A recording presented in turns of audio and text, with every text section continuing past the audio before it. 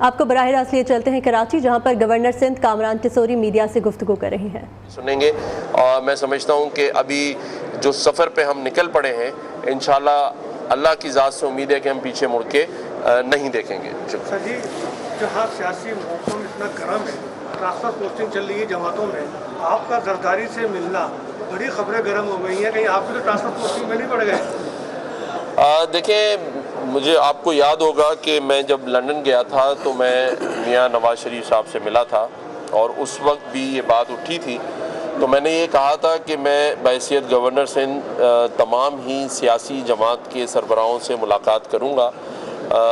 دیر سے ہوئی، لیکن زرداری صاحب سے اسلام آباد میں ضرور ملاقات ہوئی،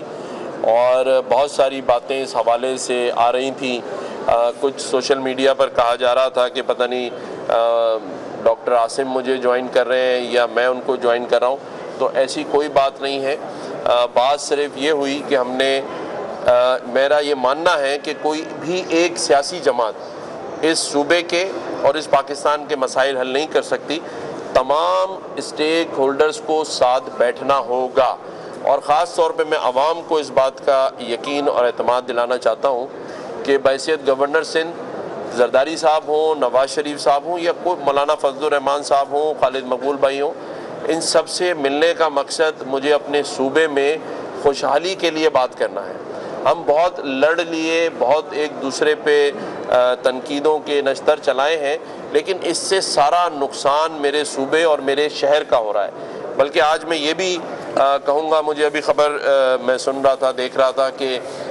بحریہ ٹاؤن کے لیے جو فیصلہ سپریم کورٹ کا آیا ہے اور وہ پیسے سندھ گورنمنٹ کو دینے کی بات کی گئی ہے، تو میں تو یہاں یہ ضرور نگراں وزیر اعلیٰ سندھ سے کہوں گا کہ اس پیسے کو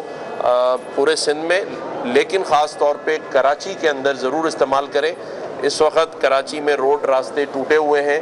اور جہاں ہم انویسٹمنٹ لا رہے ہیں اور ترقی کی سفر پہ گامزن ہیں، تو اس پیسے کو اس کا بیشتر حصہ کراچی میں لگنا چاہیے تاکہ معاشی حالات بہتر ہوں، اور صوبے میں بھی لگنا چاہیے۔ آپ سب کو یہ بتائیے گا کہ آپ نے بحریہ ٹاؤن کا جو بولا، آپ نے سابقہ اتوار میں دیکھا جائے تو اس طرح کی اسپیچز بہت ساری ہوئی ہیں، اور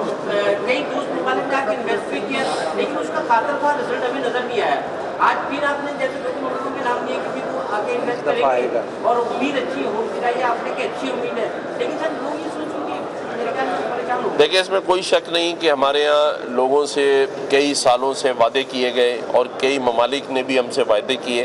لیکن اس بار ایسا نہیں ہے۔ آپ کو اس کے ثمرات آتے ہوئے نظر آئیں گے، اور آنا شروع ہو گئے ہیں۔ اسلام آباد میں اس وقت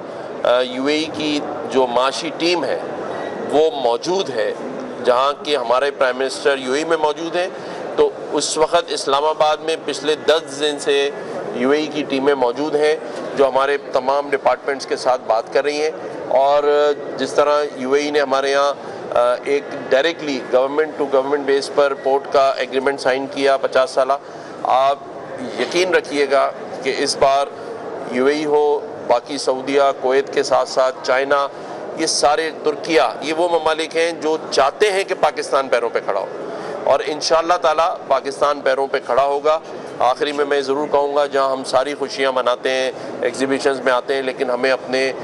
فلسطینی مسلمان بھائیوں بچوں کو نہیں بھولنا ہے، ان کے لیے ضرور آواز اٹھانی ہے۔ شکریہ۔ سوال آپ نے جس طرح بولا، بس یہ آخری بات چاہیے کہ وہ رقم سندھ کے اکاؤنٹ میں ڈال دیں جو بحریہ ٹاؤن کی ہے، تو کیا اس آرڈر کے بعد جو ایک پورا سینیریو کریٹ کیا گیا تھا 190 ملین پاؤنڈ کو لے کر عمران خان 190 عمران خان کے خلاف کرپشن ہوئی ہے، تو وہ زمین بوز نہیں ہو گیا یہ بیانیہ؟ دیکھیں، یہ تو اس کی وضاحت سپریم کورٹ کر سکتی ہے، وہ ادارے کر سکتے ہیں۔ بحیثیت گورنر میں تو یہ کہہ سکتا ہوں کہ جو بھی پیسے اگر آ رہے ہیں میرے صوبے میں لگیں، میرے شہر میں لگیں۔ شکریہ۔ گورنر سندھ کامران ٹسوری میڈیا سے گفتگو کر رہے تھے۔ ان کا کہنا تھا کہ کوئی بھی ایک سیاسی جماعت صوبے کے مسائل حل نہیں کر سکتی، تمام سٹیک ہولڈرز کو ساتھ بیٹھنا ہوگا۔